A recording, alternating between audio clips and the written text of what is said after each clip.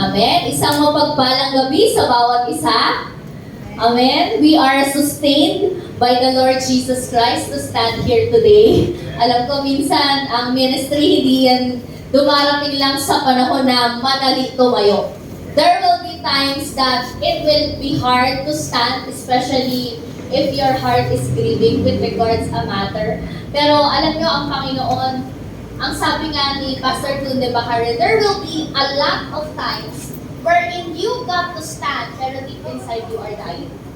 At ang sabi sa salita ng Diyos, unless a grain of wheat fall into the ground and dies, it remains a single seed. But, when it dies, di ba, it produces a large harvest. Amen? So whatever the season is, we must be ready to obey the calling of the Lord. And I pray, yung resolve na yan, yung pagiging unshakable na yan, maging portion ng bawat isa. Amen?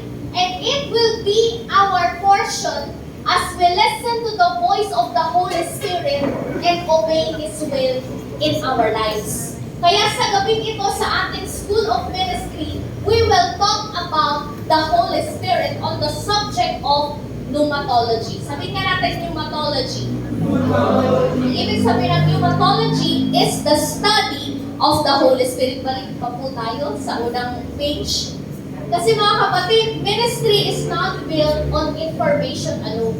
Tandaan natin, ministry is built on revelation, on relationship, and obedience to the Holy Spirit. Amen? Kaya ngayong session na to, we will be continuing our journey. Hindi lang natin kikilalanin si Holy Spirit, but we will got to know Him personally, to listen to His voice and obey Him. So ready na kayo, church? Amen? If you are ready, I want you to stand at tayo ay mananalangin. So, bow your heads and close our eyes and we will begin to pray. Hallelujah. Harabashik torobo shukorobo sundaba. Ikarabasheyo yokorobo sukarababababa. Iarabasukorobo sundarabashika rabaseyo yokorobo sundo. Oh Holy Spirit, Panginoon, hallelujah. We ask Thee, Panginoon, that Your presence that is with us, Panginoon, that is strengthening us, that is overflowing Your grace in our lives, so God, we can to minister, Panginoon, hallelujah, to speak, oh God, to touch, to encounter Your people in the mighty name of Jesus, na hindi ka lamang magiging head knowledge, Panginoon, sa amin, but magiging buhay at real na Diyos kasama na kasama namin sa araw-araw ng aming buhay. Holy Spirit, I pray, Panginoon, that You continue to renew the minds of Your people, give understanding, Panginoon, ng realidad ng persona Mo sa aming buhay, Panginoon, at dinadalangin ko mapagyaman ang aming relasyon sa iyo, Panginoon, that we will walk with You each and every day, no matter what season we are facing, Panginoon, hindi lang sa tagumpay, Panginoon, maging sa kalungkutan, Panginoon, sa mga challenges, Panginoon, makita namin na Ikaw ay buhay, Ikaw ang nagsusustain, Ikaw ang nagbibigay katagumpayan, Panginoon, sa bawat hamon ng buhay, in the mighty name of Jesus, O God. Maraming salamat, Holy Spirit, kasi magpapakilala ka at papatunayan mo na tunay ka sa buhay ng bawat isa. Maraming salamat po, O Diyos. Hallelujah. Continue to empower Your servant, O God, and let the wisdom from heaven flow from Your throne down to this very room in the mighty name of Jesus, O God. Thank you, Lord, O God, for what You will produce in our life, for transformation, for life change, O God, in the mighty name of Jesus, O God. Maraming salamat po. Ikaw ang maluwalhati at maitaas, Jesus, sa aming kalagitnaan in the mighty name of Jesus. And all God's people say, Amen, Amen, and Amen. So you may now all sit in the presence of the Lord. Hallelujah. Alam niyo, isa sa mga favorite subject ko sa Bible school is pneumatology. About the study of the Holy Spirit. At ang ganda niya, kasi minsan, dumarating tayo sa punto na we talk about God in a way na parang ang layo-layo ng Diyos. Parang hindi mo siya ma-reach.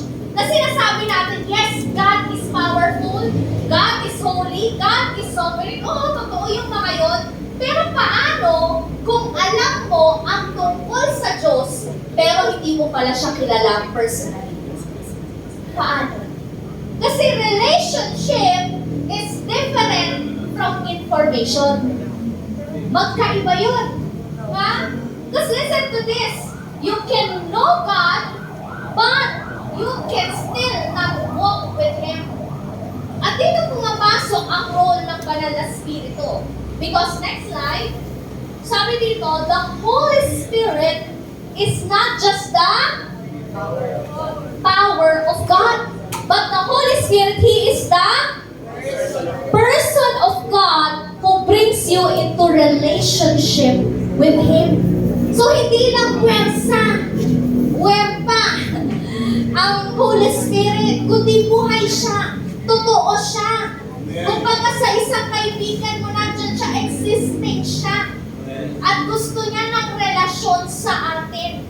Sabi nga ng ating main verse tonight, in 2 Corinthians chapter 13 verse 14, so meron yan dito sa ating PowerPoint, yan, in the New Living Translation.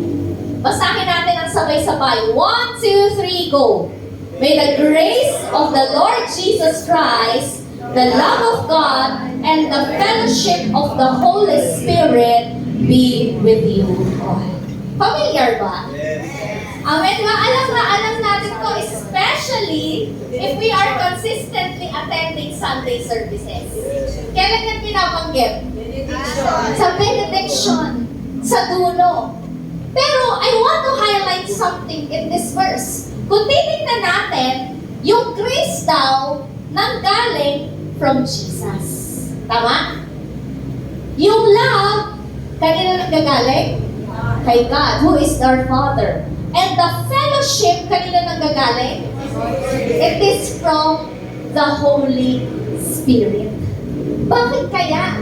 Bakit kay Holy Spirit na attribute yung fellowship? Kasi gusto ni Lord. Remember, He is a God who is omnipresent. The God who is with us. Sabi ni Jesus, di ba, I must go so that the Holy Spirit could come upon you. Si Jesus kasi, being a fully God and fully man, nung panahon na bumaba siya dito sa earth, kung nasan lang siya, nandun lang siya. Hindi siya present everywhere. That's why He got to go up so that the Holy Spirit could come upon our lives at kasama natin siya ng bawat isa sa atin saan man tayo pumunta. Why? Kasi ang desire niya, fellowship. And the word fellowship, next slide, it comes from the Greek word koinonia. Sabihin nyo nga, koinonia. Which means partnership, communion, shared life, and intimate relationship. Ibig sabihin, si Holy Spirit, He is not just someone you have received, but He is someone you relate with. Hindi yung iitsapwera mo siya buong maghapon. Hindi lang siya goosebumps o presence na naramdaman during praise and worship. Nala, basura, tumaas yung mga balahibo mo, nandito talaga si Holy Spirit. No! He is a person na pwede nating makasama araw-araw. At dito pa lang, malinaw, next slide, that the Holy Spirit is not a force you experience occasionally. Minsan lang, pag-conference, pag-youth conference, pag-camp. No, but the Holy Spirit is a person you are meant to have fellowship with. Pakilakas? Daily. Araw-araw. Kasi hindi tayo niligtas para lang mapunta sa langit. Otherwise, kung tinanggap natin si Jesus, tikok na tayo. Tama? Kundi, niligtas tayo so that we could walk in relationship with the Holy Spirit. So as we study today, hawakan natin ang katotohanan na ito, na hindi tayo tinawag para mabuhay lamang mag-isa. But we are called to be in fellowship with the Holy Spirit. So ang mensahe natin ngayong gabi ay pinamagatang, next slide, pakibasa, 1, 2, 3, go! The Holy Spirit, Amen. the Holy Spirit in relationship with God and with us. Amen? Hindi lang siya isang display. Hindi siya isang pwersa na nararamdaman lang. Kundi gusto niya ng relasyon. May relasyon sila. In the heavens, Father, Son, and Holy Spirit. At meron din dapat siyang relasyon sa atin. Kailangan natin itong pakinggan, matutunan church, because if we miss this, we miss everything. Kasi ang Christianity, it's not just about believing in God, but it's walking in relationship with the Holy Spirit daily. Amen? So, ang tanong ngayon, Pastora, kung talagang person si Holy Spirit, paano namin malalaman? Hindi lang sa theology, hindi lang sa doctrine, but in real practical relational terms. So, ang Bible, being a complete book, binigyan niya tayo ng sagot. Makikita natin na si Holy Spirit ay isang persona, sa paraan ng pakikitungo niya sa Ama, kay Jesus, at sa tao. And this will bring us to the first truth tonight. So number 4, so yung last month, 1 to 3, kinover ni Coach JF. Tutuloy ko number 4, next slide tayo. The position of the Holy Spirit confirms His personality. So isa sa mga strong evidence that the Holy Spirit is a person is how people respond to Him. Kasi isipin nyo tatanungin ko kayo, maiinsulto nyo ba ang kuryente? Ang Meralco pwede. Pero ang kuryente hindi. Diba? Can you deceive gravity? Hindi rin, diba? Can you resist the wind personally? No din. Pero ang mga bagay na ito, you can do to a person. At sinasabi ng Biblia, you can grieve the Holy Spirit, you could blaspheme Him, resist Him, lie to Him, or obey Him. So bawat response natin, it is confirming that the Holy Spirit is not just a force, but a personal divine being. So himayin natin, unang-una sabi dyan, the Spirit can be grieved. Basahin natin. Please open your Bibles with me. In Ephesians chapter 4, verse 30. Sabi dito, Ephesians 4:30, and do not grieve the Holy Spirit of God, do not offend or vex or sadden Him, by whom you were sealed, marked, granted as God's own secured, for the day of redemption, of final deliverance through Christ from evil and the consequences of sin. Sabi doon, do not grieve. It comes from the Greek word lupei. Sabi nyo nga lupei. Ang ibig sabihin ng lupei, to cause deep sorrow or pain. Naranasan nyo na ba yun? Yung deep sorrow, yung pain na yun. Yung puso parang, kanina umaga, sabi ko, kaya-kaya yung yung sunod-sunod yung siya. Pero yung maramdaman mo, yung sakit na kapatid mo, mabigat. It's lupeo, deep sorrow and pain. At ganun daw, yung pwedeng maramdaman ni Holy Spirit. Ibig sabihin, may nararamdaman si Holy Spirit. Kaya He is a person. Hindi siya detached sa buhay mo. He is involved in your life. He is involved in every detail of your life. At nag-grieve siya every time na may pagsisinungaling, every time na may bitterness, every time na may corrupt speech, He is affected. Pansinin nyo puro salitaan to. Ibig sabihin, pag nagsinungaling ako, the Holy Spirit is grieving. Pag bitter ako, the Holy Spirit is grieving. If I am corrupt in my speech, naninira ako ng tao, nagmumura ako, the Holy Spirit is grieving. He is affected. Ibig sabihin, kapag ginagawa natin ito, hindi lang tayo nagkakamali, kundi we are hurting in relationship. We are hurting the Holy Spirit. Kasi alam niyo, next slide, the Holy Spirit is not only concerned with your, pakibasa? Ulit, the Holy Spirit is not only concerned with your giftings, but He is concerned with your character. Amen? So, ibig sabihin, hindi lang present si Holy Holy Spirit kapag nag-minister ka, kapag nag-serve ka. But more than that, He is ever present sa pagtatama ng ugali natin. Amen? Kaya nga hindi lang tinawag sa Bible, hindi lang puro gifts of the Holy Spirit ang meron. Meron din tinatawag na fruits of the Holy Spirit. Tama ba? Kasi concerned siya sa puso natin, sa ugali natin. And I pray that our lifestyle will not grieve the Holy Spirit. Amen, church? Pangalawa, letter B, that prove the personality of the Holy Spirit, pang-flash. So nakalagay dyan is the Spirit can be blasphemed. Ibig sabihin, pwede tayong magsalita laban sa Kanya. Paano?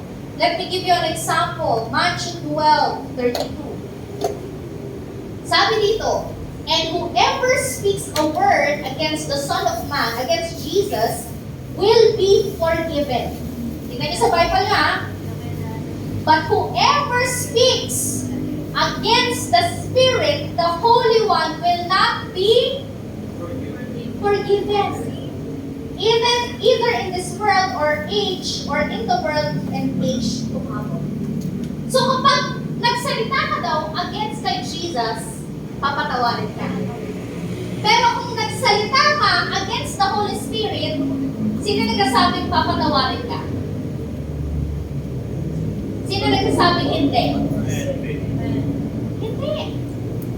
Hindi tayo papatawarin. Yung nakalagay sa Matthew 12:32. And I want you, church, that when you are studying doctrine, please, magdala tayo ng Bible. Para we will be like the Bereans na makikita mismo natin ang mata natin na ito yung sinasabi ng Bible. Amen ba? And alam ko, ito yung isa sa mga pinaka-serious warning na binigay ni Jesus. Tingnan natin yung context ito. Ang context kasi nito, basahin ko rin sa bahay nyo ng Matthew chapter 12. Ito yung pagkakataon na si Jesus, kakatapos niya lang mag-perform ng miracle. Nagpalayas siya ng demonyo. At ang nag-cause para mapalayas yung demonyo is the power of the Holy Spirit. Pero instead of recognizing God's word, ang sabi ng mga religious leaders, galing yung kay Satan. Now let's pause here. Kasi hindi naman kulang ng ebidensya. Hindi rin sila nako-confuse. Kitang-kita ng mga mata nila yung nangyaring miracle. Pero still, they choose to reject what the Holy Spirit is revealing. Hindi ito simpleng pagkakamali lamang. Hindi ito ignorance. This is deliberate rejection of the truth. Kaya ang tawag doon ni Jesus, blasphemy against the Holy Spirit. You know, church, when we say blasphemy, next slide, it carries the idea that you are speaking against, or you are dishonoring or rejecting with full awareness yung ginawa ni Holy Spirit. In the context, it means blasphemy is to knowingly reject the work of the Holy Spirit and attribute it to something evil. Ay, kaya yan nakakapagpalaya sa demonyo kasi sa demonyo din yan. Blasphemy. Okay? So, ano pinapakita dito sa atin? So, si Holy Spirit, hindi lang siya nagpa-perform ng miracles. But the Holy Spirit, He is always revealing Jesus. Kasi isa lang naman ang goal ng trabaho ni Holy Spirit. It's always to point back to Jesus Christ. Si Holy Spirit, He opens our eyes, He convicts us, He confirms the truth, and He testifies that Jesus is Lord. Kaya alam nyo, kapag tinanggihan natin yung patotoo ni Holy Spirit patungkol kay Jesus, hindi lang himala, tinatanggihan natin, kundi si Kristo mismo ang tinatanggihan natin. Nakakasunod ba? Konti na nakakasunod? Amen. Kaya seryoso ito mga kapatid. Kasi isipin nyo, forgiveness is found in the Lord Jesus Christ. Diba? And si Holy Spirit, ang ginagawa niya, He is leading us to Jesus. So, kung tayo patuloy natin i-reject yung witness ni Holy Spirit, we are rejecting the very path to forgiveness. We are rejecting the very path to salvation. Hindi dahil ayaw magpatawad ng Diyos, kundi dahil tao na mismo ang tumatanggi sa paraan ng salvation at forgiveness. Nakasunod? So makikita natin, si Holy Spirit, He is not just present in power, but He is present in revelation. And how we respond to that revelation, it matters. So ang mga bagay ulit na ito, nag-confirm. Diba? We cannot blaspheme a force. We cannot dishonor an influence, but we can reject a person. The Holy Spirit can be blasphemed.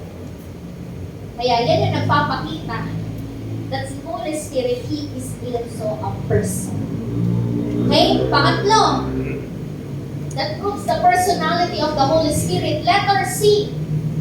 The Spirit can be resistant. Takbihan. Sabi ni Stephen, sino nakakilala kay Stephen? Siya yung unang martyr. Parang binato hanggang mamatay. Makikita natin yan. Bago siya ma-martyr, ang sabi niya sa Acts chapter 7, verse 51. Acts 7:51.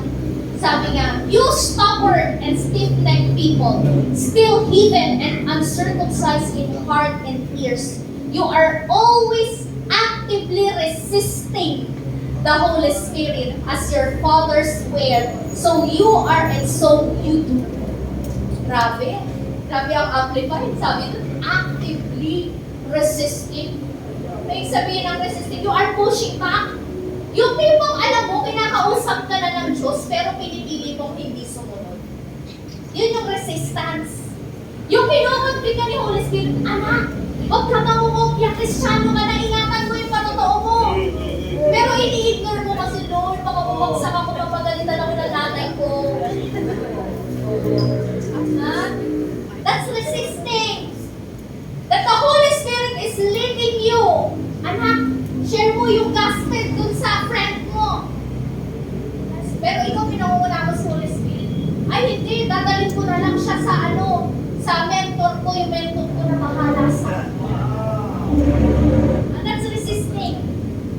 Na every time the Holy Spirit is correcting you, nandun ka, dinedefend mo pa yung sarili mo.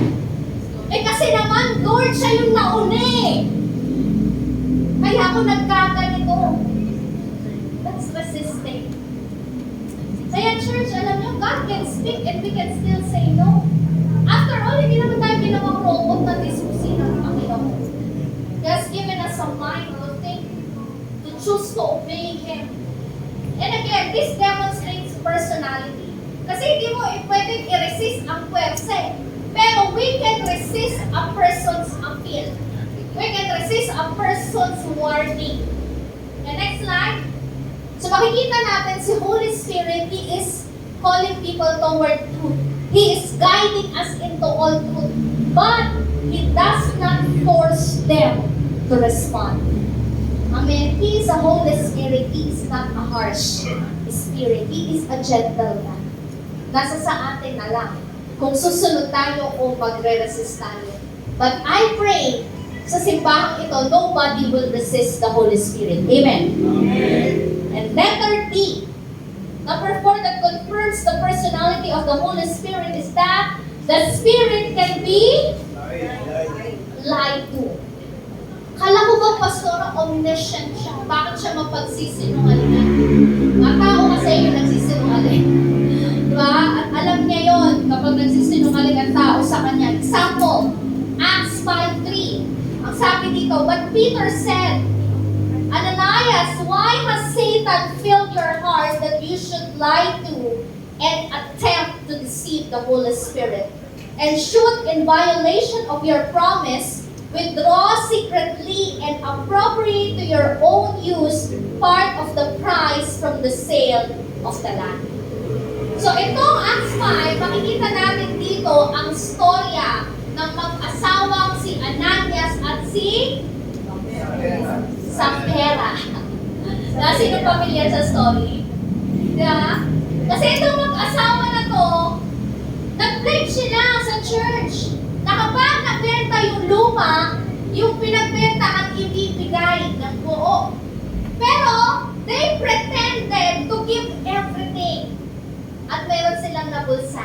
isa. At sabi ni Peter, hindi ka nagsinungaling sa tao. Nagsinungaling ka kay Holy Spirit. So itong story na to, nagre-reveal sa atin, unang-una, si Holy Spirit, present siya in the church community. Hindi lang siya isang konsepto, but He is an active presence of God. Paano nalaman na nagsinungaling? Paano nalaman ni Peter? Dahil hindi naman niya malalaman ni Peter eh. Kung sikreto lang yan ng mag-asawa, sino nag-reveal? Si Holy Spirit. So active siya, kumikilo siya. Wala tayong matatago kay Holy Spirit. Even hidden sin, aalingasaw yan, i-reveal at i-reveal yan ni Holy Spirit. Kaya nga merong isang disciple sa Frisco, sabi niya, ayoko na magtago ng kahit ano sa mentor ko. Kasi malalaman din niya naman eh, nire-reveal ni Holy Spirit. Amen? Kaya let's act with reverence and honor the Holy Spirit as we pray. Amen? Yung prayer chain, tunawin mo, 1 hour. Tapusin mo. Hindi yung 15 minutes lang. Ay, di naman nila malalaman. Ako lang makakaalam. Diba? O kaya magpapray ka, nakasandal ka pa, prente-prente. Nakatulog ka na. Act with reverence. Honor the presence of the Holy Spirit. Amen. Honor His presence as we worship. Hindi kung ano-ano pang ginagawa habang nag-worship. Hindi habang nag-worship kasi cellphone pa, nag-chat pa, kung kani-kanino. Let's honor the Holy Spirit with our giving. Amen. Ibigay natin ng buong-buo yung ikapo natin. Hindi every time na tithes ay nagpupunta ng CR. O kaya kating-kating lumabas. Every time na nag-challenge, imbes na amen, ay naku po, paulit na lang. Alam niyo, ang sabi ni Bishop Manny Santiago, if we don't give our tithes faithfully, alam niyo yung pera niyo, may pupuntahan din dito. Pag hindi mo dinala sa tahanan ng Diyos, pwede pupunta yan sa ospital. Pwede pupunta yan sa emergencies. Kakainin kasi ng tahanan. Yan yung nakalagay sa Malakay chapter 2. Okay? So whatever we do for the Lord, let's have reverence. Let's show honor. Amen. And also, yung story na yun, nagpapakita that deception towards God's word is deception directed to the Holy Spirit. Amen. Kaya makikita nyo nung na-moment, yung mag-asawa, hindi lang deception against the ministry, yung deception against the Holy Spirit, at makikita natin yung seriousness ng kasalanan. Kaya after yun, sabihin ni Peter, ano nangyari? They fall dead kagad. They died as a result of deceit. So, itong moment na to, it demonstrates to the early church, next tayo, that the Holy Spirit, sabi dyan, was not simply an invisible force surrounding their gatherings, but the Holy Spirit was the holy presence of God among them. And being a holy God, sin could not stand there. Amen? Kaya namatay kagad itong si Ananias at Sapphira. And again, we see the same truth. Hindi tayo makakapagsinungaling to just an influence, but we could lie to a person. The Holy Spirit is a person. Pero hindi tayo yan. Amen? Hindi tayo yan. Amen. Because we don't want to grieve. We don't want to blaspheme, resist, and lie to the Holy Spirit. Kaya ang gagawin natin, letter E, we want to obey the Holy Spirit. Because the Spirit can be obeyed. Amen? So, ang supporting text natin can be found in Acts chapter 10. So here in Acts chapter 10, ang ganda nito, kasi dito, nag-spread ang church from the Jews to the Gentiles. Yun yung Acts chapter 10. Ito yung storya natin. Dito nangyari na naging parte tayo. Kasi dito, naka-receive si Peter ng isang vision. Nakita niya may bumababang tela with unclean animals. Tapos ang sabi doon, Peter, rise up and eat. Tapos sabi ni Peter, hindi ko yung makakain kasi hindi yan malinis. Bawal yan sa aming mga Hudyo. Pero sabi sa kanya ni God, do not call unclean what God has made clean. At hindi lang ito isang beses ang natin, hindi 3 beses. At sa Bible, kapag may pinaulit-ulit, ibig sabihin importante. Ibig sabihin, mahalaga. Okay? At mahalaga to sa atin. Ito yung nag-open ng door para sa atin. Ma-receive din natin ang salvation. Di ba? Kabahagi tayo dito, hindi lang mga Hudyo. Then in verse 19 and 20 sa Acts 10, sabi doon, Acts 10, 19 to 20, and while Peter was earnestly revolving the vision in his mind, pinag-iisipan niya and meditating on it, the Holy Spirit said to him, behold, 3 men are looking for you. Ilan daw? 3. Verse 20. Get up and go below and accompany them without any doubt about its legality or any discrimination or hesitation, for I have sent them. So sinabi daw ni Holy Spirit kay Peter, habang iniisip niya yung vision na yun, Peter, go with them. Pero Gentiles yun. Jew si Peter. Culturally, it's uncomfortable. Kasi merong Idwaan, ang Jews and Gentiles. Sabi pa dito, Acts 10:28, tingnan nyo kung gaano ka-uncomfortable to. Ang sabi ni Peter sa kanila, and he said to them, you yourselves are aware how it is not lawful or permissible for a Jew to keep company with or to visit or even to come near or to speak first to anyone of another nationality. But God has shown and taught me by words that I should not call any human being common or unhallowed or ceremonially unclean. Amen? So hindi ito pwede magsama. It's unlawful. Nabisitahin, kausapin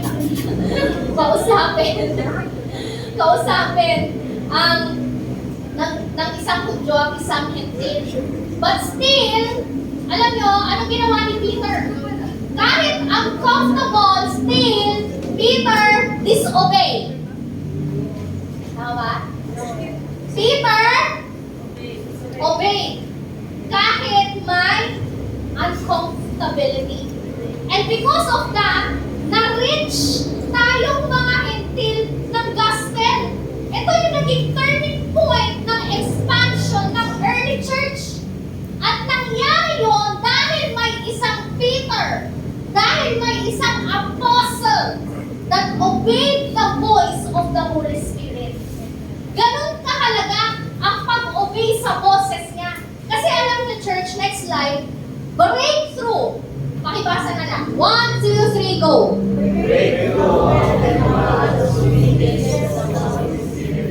Sino gusto ng breakthrough? Sino gusto ng open heavens? Amen. Ayan yung sikreto. Hindi lang marinig mo siya.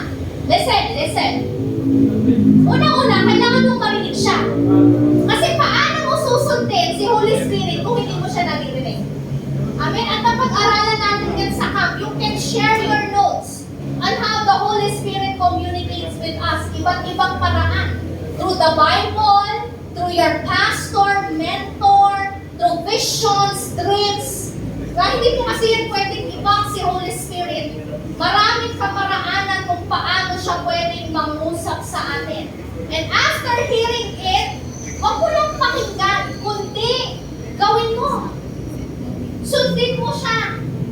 Kasi nandun yung pagpapala. Kung babasahin nyo yung sa Deuteronomy, if I'm not mistaken, Deuteronomy 28, makikita nyo that there is blessing in obedience. Amen? And curses in disobedience. At ang obedience and disobedience, it is always a relation. Diba? Ang masusunod natin ay isang tao na nagbibigay sa atin ng instruction. So si Holy Spirit, hindi lang siya energy o puwersa na that is guiding the events of the universe in the distance. Pero si Holy Spirit, He is the living leader of the church. Amen? Si Holy Spirit ang leader natin. Amen? Diba? Siya pinaka-head ng church. Pinaka-leader natin sa lugar na ito. Now, kung titingnan natin ang mga responses na to together, it will become very clear. The Holy Spirit can be grieved, blasphemed, resisted, lied to, or obeyed. At itong mga response na to, hindi mo yan magagawa sa pwersa o enerhiya lamang. Magagawa mo lang yung response na yan to a person. And this brings us to a powerful realization that next, the Holy Spirit is not simply present around us, but He is personally present with us and within us. And because He is a person, our relationship with Him matters. Amen? Kaya wag natin siyang itsakwera na lumipas yung buong hapon, hindi mo man lang siya nakausap. Amen? Then, gawin yung lifestyle. Every time you wake up, good morning, Holy Spirit. Thank you for being with me. Thank you that you bring life to me today. Na hanggang ngayon buhay ako, humihinga. Amen? Acknowledge Him. He is ever present. Pwede mo siyang kausapin anytime, anywhere. Amen? Number 5, that confirms the personality of the Holy Spirit. 5, His designations confirm His personality. So, isa daw sa ebidensya na nagpapatunay that the Holy Spirit is a person is the way the Bible refers to Him. At isa ito sa mga kadalasan na overlook natin mananampalataya. Kasi minsan iniisip natin that theology or the study of God or anything about God is only proven by big doctrines or major passages. Pero alam nyo, even the grammar of Scripture matters. Mahalaga ang grammar sa Bible interpretation. Ganon ka-intentional ang Word of God. At sa Greek, next tayo, the word used for the Spirit is pneuma. Sabi nyo nga, pneuma. Kaya ang tawag natin sa study natin, pneumatology. The study of the Holy Spirit. And the word pneuma literally means breath, wind, or spirit. And grammatically, ang pneuma ay isang neuter. Sino po nakakala ng neuter? Pag-aralan niyo ba sa English? Pag sinabing neuter, it comes from the meaning neutral. Ibig sabihin, hindi siya babae, hindi rin siya lalaki. Diba? Wala siyang gender. Neuter siya. Ngayon, bakit yun importante, Pastora? Kasi, in normal Greek grammar, kasi tandaan natin, ang Old Testament, it is written in Hebrew. Pero ang New Testament, it is written Greek. Okay? At sa Greek grammar, since New Testament na-introduce halos si Holy Spirit. Sa normal Greek grammar kasi, pag sinabing yung noun mo ay neuter, dapat yung pronoun mo neuter din. Di ba ganun dapat sa grammar? For example, si Ate Jesserian sings well. For example, ano gagamitin yung pronoun doon? She, di ba? She sings well. O kaya, pag sinabi naman the electric fan is color black.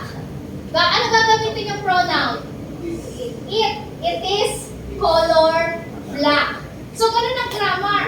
So, technically, kung si Holy Spirit isang neuter, sa normal Greek grammar, dapat yung pronoun mo neuter din.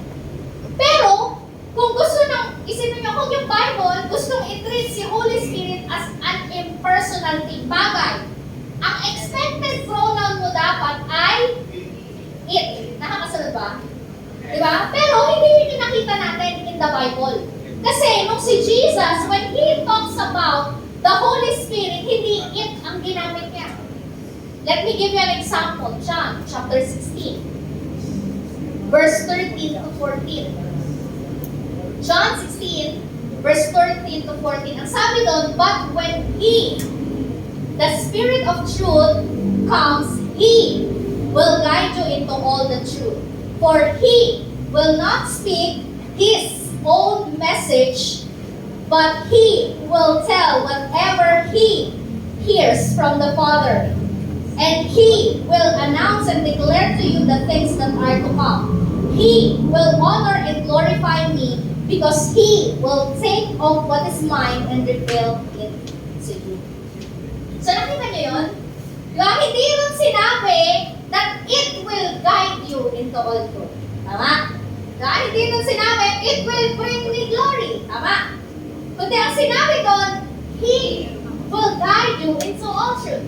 Ang sinabi doon, He will bring me glory. So nakita niyo, there's a grammatical shift na nangyari in the Bible. And intentional yon.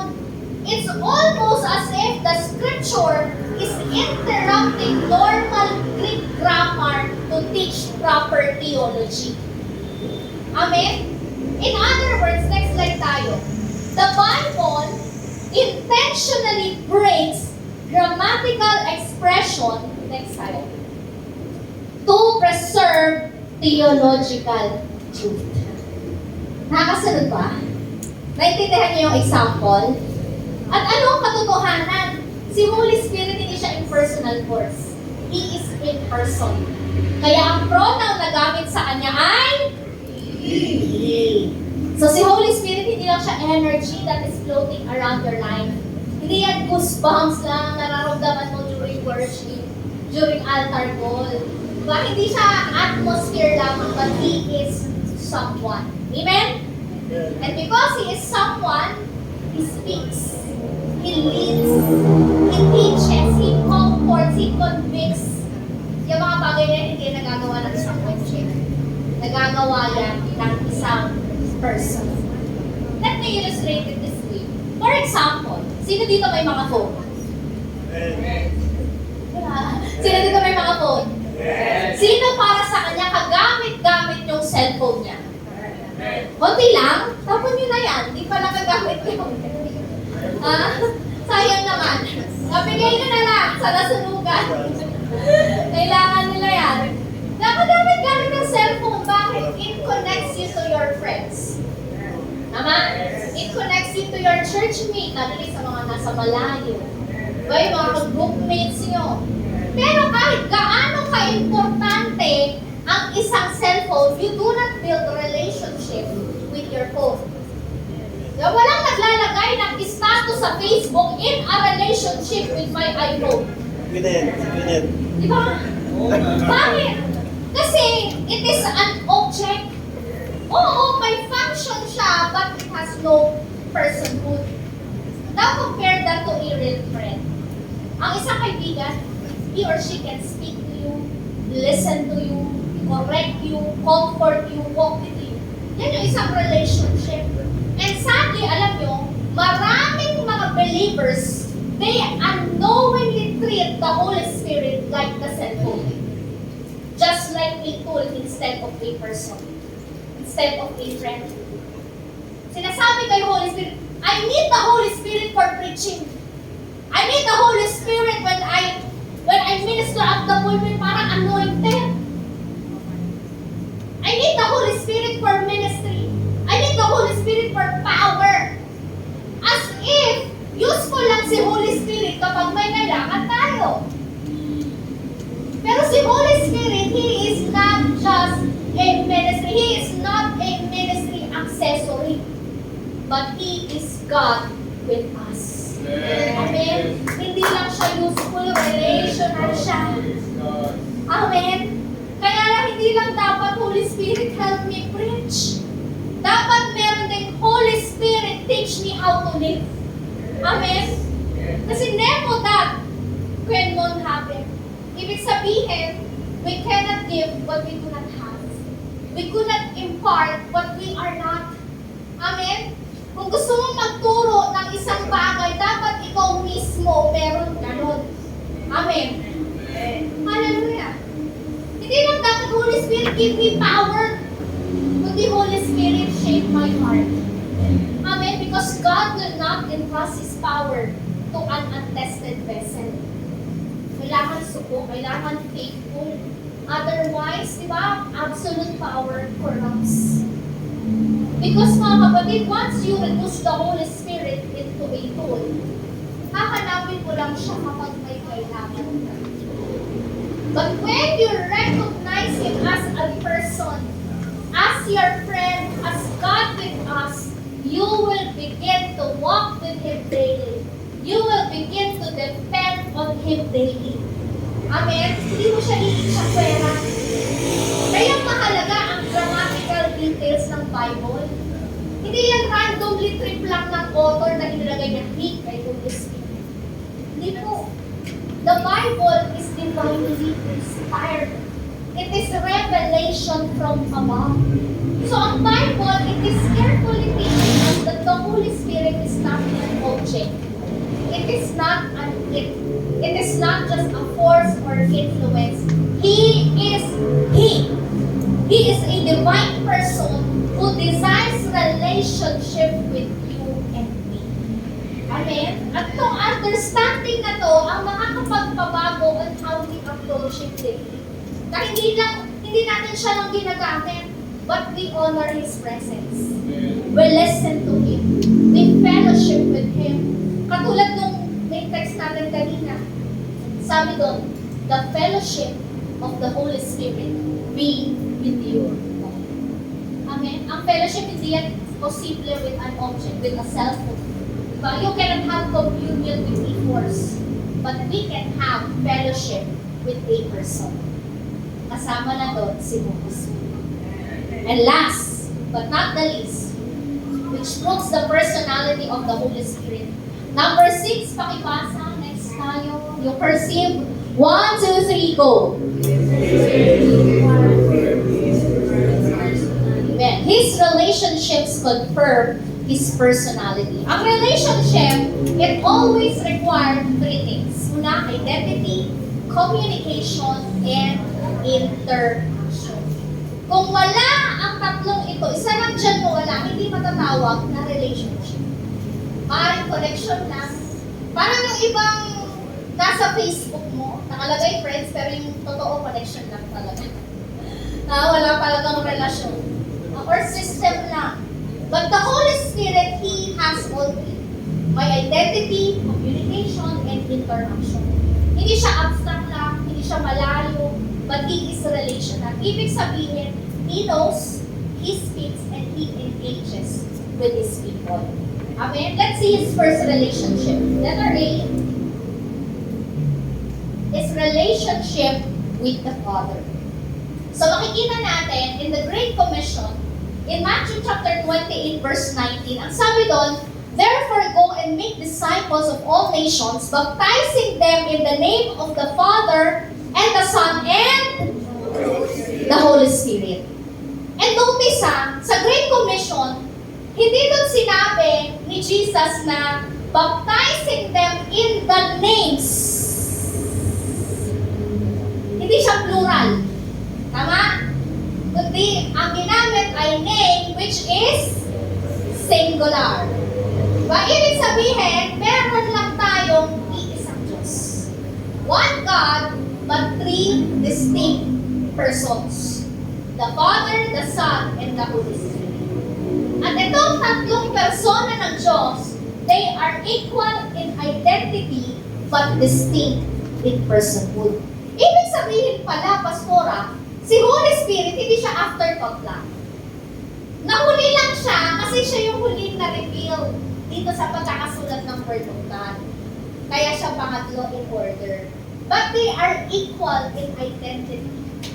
Pantay-pantay lang sila. Hindi lang siya extension ng power ng Diyos. May mga religion kasi na nagtuturo, si Holy Spirit, siya lang yung kapangyarihan ng Diyos. Siya lang yung puwersa ng Diyos. Hindi lang siya extension ng power. He is part of the triune God, the Godhead. One God in 3 persona. And He is placed along with the Father and the Son in the same divine name. And that speaks of equality. That speaks of identity. Ibig sabihin, hindi siya lesser. Hindi siya secondary, hindi rin siya third. Hindi lang assistant sa background, but He is fully God. Amen? Napag-desisyon na yan ng council, ng church council before sa church history natin. And let me put it this way. If baptism represents entering into relationship with God, at si Holy Spirit, sabi doon, baptizing them in the name of the Father, the Son, and the Holy Spirit. Kung kasama doon sa formula na yun si Holy Spirit, it means, nung tumanggap tayo kay Jesus, hindi lang si Jesus yung tinanggap natin. Hindi lang kay Heavenly Father tayo nagkaroon ng relationship. But we are also brought into relationship with the Holy Spirit. Amen? So the moment you accepted Christ in your life, you also accepted the Holy Spirit in your life. Amen? Kasi iisang Diyos lang, tatlong persona. Amen? Magkakasama sila. Nasa iyo si Jesus, ibig sabihin, nasa iyo rin si Holy Spirit. Amen? Kaya si Holy Spirit, hindi siya optional sa buhay Kristyano. He is part of the relationship itself. Amen? Nakakasunod? Pangalawa, the next relationship that reveals His personality is the Holy Spirit relationship with Jesus Christ. Sabi ni Jesus, tingnan natin, John 16:14, sabi doon, He will honor and glorify me because He will take off, receive, draw upon what is mine, and will reveal, declare, disclose, and transmit it to you. So ito yung kagandahan sa relasyon nila within the Trinity. Makikita no, si Holy Spirit, hindi siya nakikipag-competensya kay Jesus. He is not replacing Jesus, but He is revealing Jesus. Kaya nga, ang ministry ng Holy Spirit is always to point back to Jesus, to Christ. No, si Holy Spirit, siya nagtuturo patungkol kay Jesus. Si Holy Spirit, siya lang naman nagre-remind ng mga salita ni Jesus. Si Holy Spirit, He is the one who is forming Christ's character in us. Amen? So mga kapatid, it's like, when the Holy Spirit is truly at work, the result is not... ulitin natin, para sabay-sabay. When the Holy Spirit is truly at work, the result is not... self-exaltation. It is... Christ-exaltation. Amen. At alam niyo, importante ito for discernment. Kasi sa panahon ngayon, ang daming poses. Ang daming sinasabing spiritual experiences. Pero ito lang naman ang simple test. Kapag yung isang espiritu, it is not pointing you to Jesus Christ. It is not the Holy Spirit.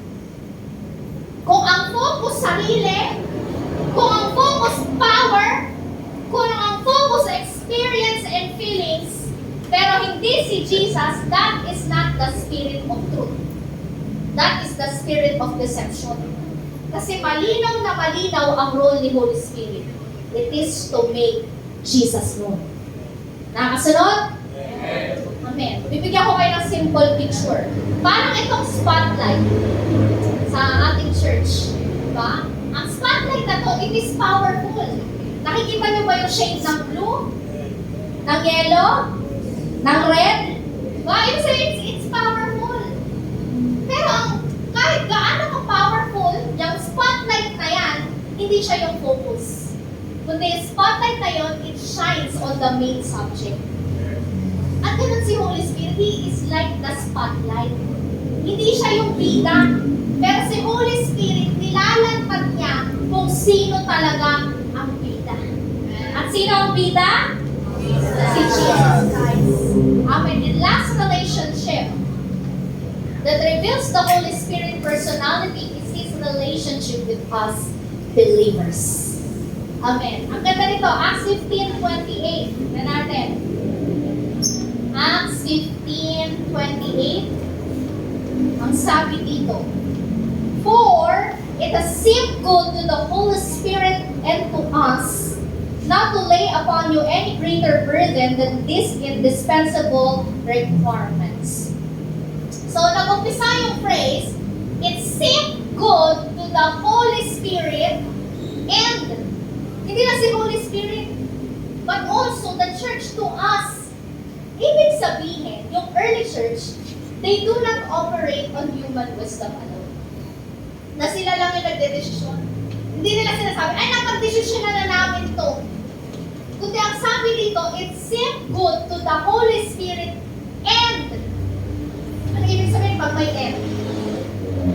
Magkasama. Kita niyo yun? So, ibig sabihin that is partnership, not dictatorship, not automation, but partnership. Sabihin nyo nga, partnership. Partnership. So, si Holy Spirit, hindi pinapwersa ang church. And the church was not also ignoring the presence of the Holy Spirit. Kundi yung church, they are walking together with and in the Spirit. Amen? Nakakikinig sila, dinediscern nila, nagre-respond sila kay Holy Spirit. And that involves relationship. At alam nyo, honestly, this is where many believers need to grow. Kasi minsan, may mga tao, they treat the Holy Spirit in extremes. Either completely in-ignore nila si Holy Spirit, or they expect the Holy Spirit to control everything without our participation. Pero ang Bible, nagpapakita siya ng something balance. Si Holy Spirit, He is leading, but we should respond. Tama? The Holy Spirit, He is ever speaking, but we need to choose to listen. Amen? He guides, but we must decide to follow. Yes. Bigyan ko kayo ng simple illustration. Sino nakakaalam dito ng Waze? Yeah? O kaya ng Google Maps, di ba? Pag in-open mo yung GPS mo, di ba, nagbibigay yan ng direction papunta sa destination mo. Sasabihin niya, turn left, turn right, go straight, recalculating. Yeah? Pero yung GPS na yan, hanggang salita lang yan. Hindi niya pagwersahin yung kamay mo kung saan direction niya gusto. Tama ba?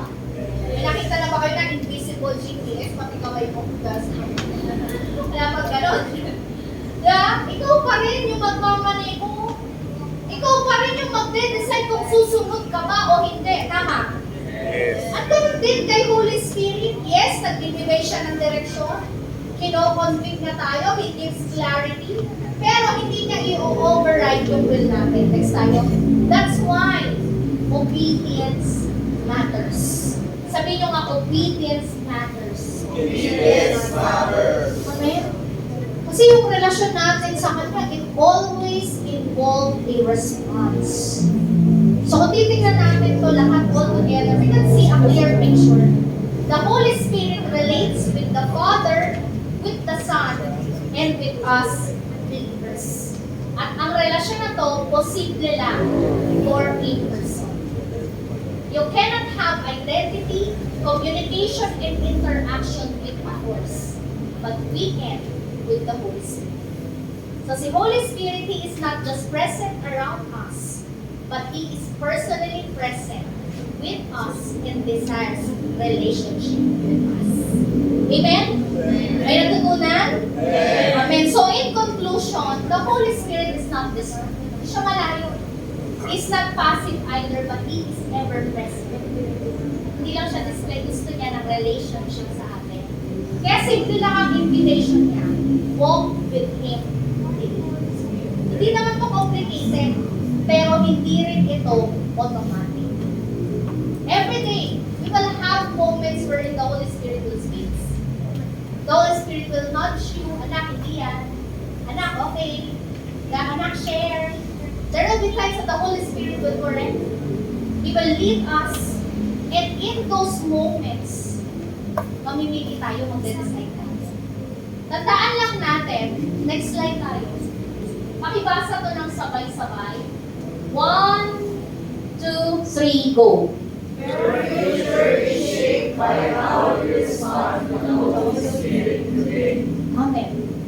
Your future is shaped by how you respond to the Holy Spirit today. Hindi lang sa malalaking desisyon, but in our daily obedience. Even in the small things. Pag sinabi niya, anak, patawarin mo na. Anak, ayusin mo yung ugali mo.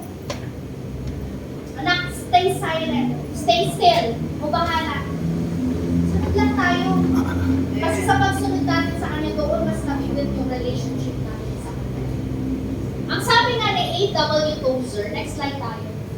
Sabi niya, the Holy Spirit is not an optional luxury for me, but He is a vital necessity for us. Kailangan natin si Holy Spirit. Kailangan ko siya, kailangan mo siya, kailangan natin siyang lahat. So ang panawagan sa atin, don't just believe in Him, but walk with Him. Don't just hear Him, but respond to His voice. Don't just invite Him whenever you meet Him, but honor Him with your lifestyle. Because when you walk with the Holy Spirit, hindi ka mawawala sa direction. Hindi ka mauubusan ng grace at hindi ka mag-iisa. Kaya from this time forward, make this your decision next life. Kaya sabihin natin kay Holy Spirit, Holy Spirit, I will follow you. Amen. Tumayo tayong lahat. Hallelujah. Tayo will pray. Close our eyes and bow our heads. Kausapin mo si Holy Spirit. He is present. He is alive. Hallelujah. Wala tayong papanoorin. Yung kayo lahat. And prepare. Mag-pray tayo. Makausapin natin si Holy Spirit sa gabi. Just open your mouth. Praise Him. Magpakumbaba ka. Whatever He put in your heart, speak to Him. If you want to ask forgiveness, if you want to ask for strength, kausapin mo siya. Hallelujah. Harabusun, tarabashi, tarararama. Diarabasun, turubusun, tabashi, tarararama. Holy Spirit, O God, maraming salamat po, O Diyos, sa mga seed na hinasik mo sa gabi ito. And we pray, Lord, that this seed will not be snatched by the enemy. Hayaan mo pumaon ito, deep down, Panginoon, that we will desire, Lord, to have relationship with you daily, walking with you daily, in every area, in whatever is happening sa aming mga buhay. And we pray, Holy Spirit, O God, na hindi ka namin babaliwalain, O Diyos, hallelujah, that we will not grieve you, O God. So I pray, Lord, purify our hearts, purify our mouths, O God, that there will be no more lying, no more corrupt speech, O God, na magagaling sa aming mga bibig, Panginoon. No more bitterness in our hearts, O God. But I pray, O God, that the purity of your heart will become also the purity of our hearts, O God. Pakalinisin mo ang mga puso, pagaliin mo sila, Lord, sa anumang mga sugat, anumang agam-agam, Panginoon, anumang nagawa ng mundong ito, sa kanilang mga puso, Lord, that cause them to be bitter, Lord. I pray you heal them, you touch them right now, in the mighty name of Jesus, O God. At hayaan mo maging firm ang identity nila in you, O God. In the mighty name of Jesus. Salamat po sa healing, Lord. Salamat po, O Diyos, hallelujah, sa mga pusong nagtatalaga to be holy before you and even in our speech, O God. In the mighty name of Jesus. And I pray, O God, that you will give us believing hearts, that we will not blaspheme your Holy Spirit, O God. We will not call evil what you are doing in our midst, O God. Dinadalangin ko, open our eyes, Lord. See you, to know you, Lord. Hallelujah. Give discernment to us, O God, in the mighty name of Jesus. Hallelujah. And I pray that we will be people, O God, that is not resisting your voice. So I pray, Holy Spirit, bigyan mo ng pakaunawa ang bawat isa on how you communicate, O God, so that we will be able to obey your voice, O God. And I pray for boldness, for strength, Lord, to follow you no matter what the cost, no matter what it takes, O God. Dahil nananampalataya kami, you always have our best in your heart. So we will follow and obey in the mighty name of Jesus. That there will be breakthrough, there will be open heavens, O God, sa aming buhay, na addition na lang sa pagsunod namin sa iyo, O Diyos. Hallelujah. At dinadalangin ko, Panginoon, bigyan mo kami ng pusong ino-honor ka, nire-revere ka, Panginoon. And even with the proper attitude and heart with regards to the ministries you entrusted to us, O God. I pray, Lord, hindi makurap yung puso namin katulad ni Ananias and Sapphira, Panginoon. Pagkos manatili itong malinis, pure before you, serving out of love for you and out of love for your people. In the mighty name of Jesus, O God. Salamat po, Panginoon, that you are a personal God. Hindi mo kami iniiwan noon, ngayon, at magpakailanman. Kasama ka namin hindi lang sa tagumpay, maski maging sa challenges, nandyan ka, nagpapalakas, nagko-comfort, nagpapaalala ng pangako mo, nagbibigay ng assurance sa amin. Na lahat ng pagsubok, lilipas din yan. Pero yung mga pangako mo, hindi yan mawawala. Tatayo, that we will become unshakable. Because you are not a man that lie. But you are a God who is faithful to every word that you utter, O God, in the mighty name of Jesus. Salamat po, Holy Spirit, pinakita niyo sa amin ang kagandahan ng unity. Walang competition in the Godhead. Thank you for highlighting Jesus in our life. Because of that, we receive forgiveness. We receive salvation, your grace and mercy, Panginoon, na ine-enjoy namin ngayon. And I pray, Lord, that you will have such compassionate hearts para ibida rin si Jesus through our lives sa buhay ng iba, O God. Makilala ka rin nila. Matanggap ka rin nila, magkaroon din sila ng relasyon sa iyo as we know you, Holy Spirit. Salamat po, Holy Spirit, O God, sa pagkilos mo, O God. And I pray that this will not just be a moment, but this will be our lifestyle. Nakilala ka namin, naririnig ka namin, mararanasan ka namin, sinusunod ka namin sa bawat araw ng aming buhay. Seal your word today, Holy Spirit. In the mighty name of Jesus we pray. Amen, amen, and amen. Palakpakan po natin.